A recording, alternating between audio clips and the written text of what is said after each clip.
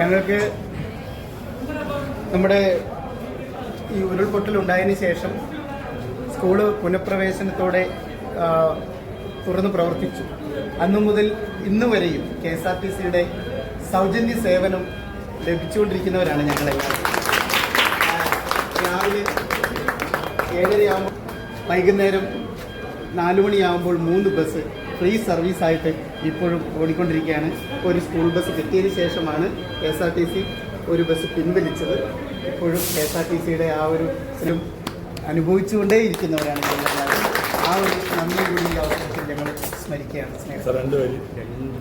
വെള്ളരി മലയുടെ താഴ്വാരത്തൊരു വിദ്യാലയമുണ്ട്, പുന്നപ്പുഴയുടെ ഓരം ചേർന്നൊരു പള്ളിക്കുടമുണ്ട്.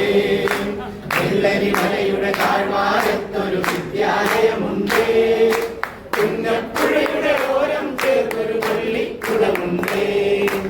ഓടമഞ്ഞിൽ അണിഞ്ഞൊരുങ്ങി നിറഞ്ഞു നിൽക്കുന്നേ, ആടികളിലായി അറിവിൻ മധുരം പകർന്നു നൽകാനായി, ആടികളിലായി അറിവിൻ മധുരം പകർന്നു നൽകാനായി.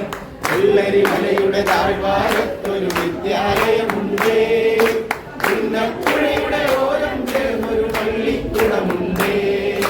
വെള്ളരി മലയുടെ താഴ്വാരത്തൊരു വിദ്യാലയമുണ്ട്, പുന്നപ്പുഴയുടെ ഓരം ചേർന്നൊരു പള്ളിക്കുടമുണ്ട്.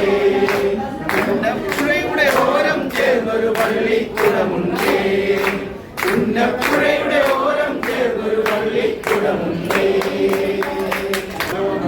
എന്തെങ്കിലും ആവശ്യമുണ്ടെങ്കിൽ നമ്മുടെ KSRTC ഓഫീഷ്യൽസ് എല്ലായിടത്തും ഉണ്ട്, നിങ്ങൾ അവരോട് അറിയിക്കുക. താങ്ക് യു ഞങ്ങൾ കാരണം നമ്മുടെ പ്രളയം ഉണ്ടായതിനു ശേഷം സ്കൂൾ